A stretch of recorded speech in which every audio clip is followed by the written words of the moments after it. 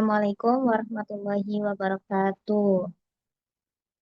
Shalom, Om Swastiastu, Namo Buddhaya, Salam Kebajikan, Rahayu Rahayu.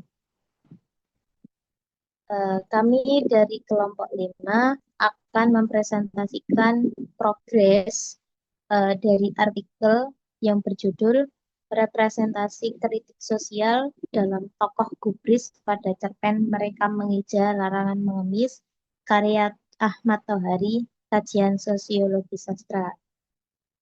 Sebelum mulai memaparkan progres artikel, izinkan saya untuk memperkenalkan anggota kelompok 5. Saya Rofiko Imadatus Saliha dengan 3 digit NIM terakhir 213 selaku moderator, dan ada Reva Putri Agita dengan 2 digit NIM terakhir 200, kemudian ada Yanuar Nur Ismail dengan 3 digit NIM terakhir 202, dan Muhammad Gilang Wicaksono dengan 3 digit NIM terakhir 230. Baik, saya akan menjelaskan pada latar belakang ini. Latar belakang ini dibagi pada 5 poin, yaitu konteks sosiologi sastra yang berfungsi sebagai media bagi penulis untuk merespon dan mempresentasikan realitas kehidupan sosial masyarakat secara simbolis. Poin kedua yaitu fenomena objek kajian. Cerpen Mereka Jangan Mengemis karya Ahmad Tohari ini terbukti bukan sekedar fiksi, melainkan gambaran kompleks tentang struktur sosial yang tidak setara. Kemudian ada poin ketiga, relevansi kritik multidimensi. Bagian terdahulu seperti Collis dan Fatoni, Yeu, Nuraini, dan kawan-kawan menegaskan bahwa cerpen ini memuat kritik atas isu perlindungan anak, disfungsi keluarga, birokrasi, hingga ketimpangan kelas yang sangat relevan dengan masyarakat modern. Yang keempat ada kesenjangan penelitian atau gap. Penelitian sebelumnya fokus pada tema umum dan luput mengaji tokoh, terutama tokoh kubis, sebagai agen penyampaian kritik sosial sekaligus representasi ideologi penulis. Dan poin kelima dan terakhir, urgensi dan kebaruan.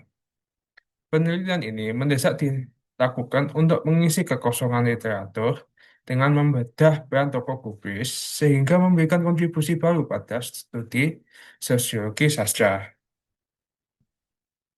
Pada bagian rumusan masalah ini, untuk kritik sosial yang dipresentasikan melalui tokoh kubis ini adalah bagaimana tokoh kubis ini bisa terlihat jelas pada penelitian kami bahwasanya ini sangat relevan dengan kehidupan masyarakat di zaman modern zaman sekarang.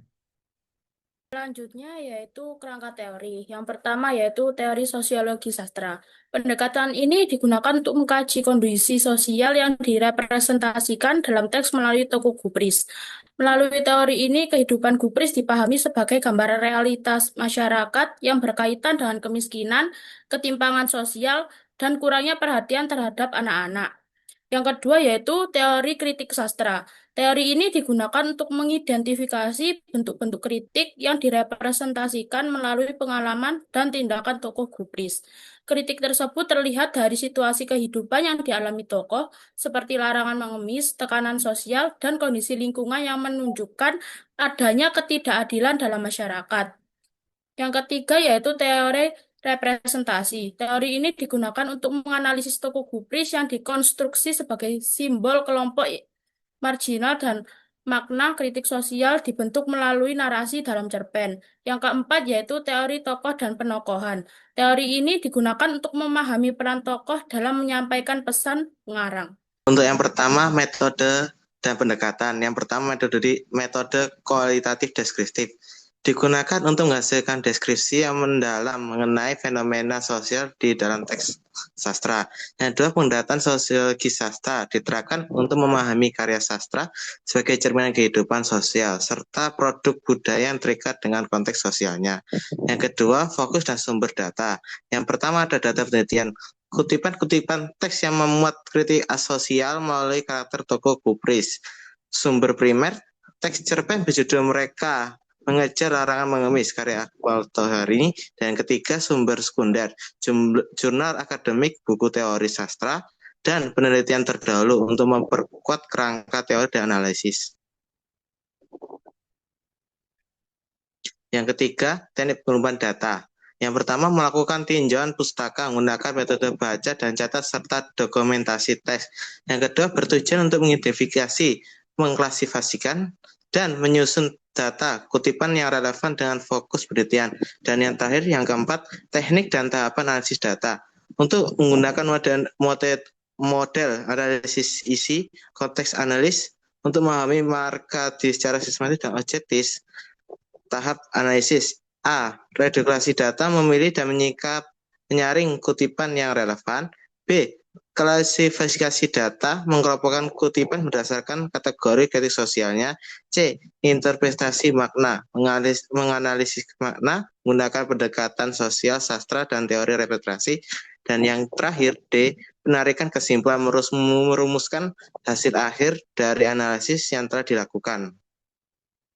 Awal atau hasil sementara yang kita dapatkan yaitu mencatat data dan mengklasifikasikan data. Yang pertama yaitu ketimpangan akses pendidikan, dan yang kedua yaitu ketidaksesuaian antara masyarakat. Selanjutnya yaitu kendala dan solusi dari kelompok 5 yaitu target tidak sesuai dengan timeline.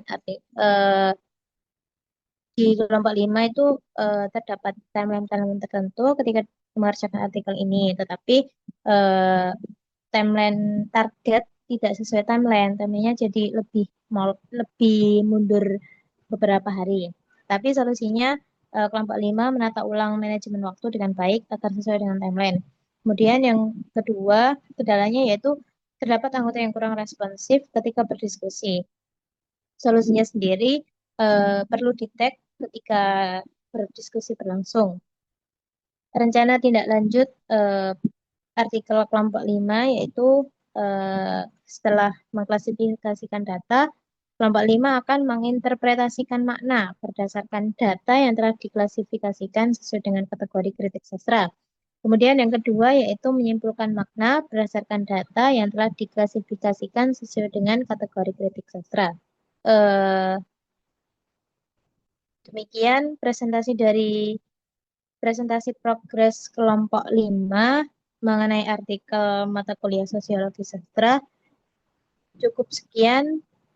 Mohon maaf apabila ada kesalahan dalam menyampaikan progres. Kami mohon maaf yang sebesar-besarnya. Wassalamualaikum warahmatullahi wabarakatuh.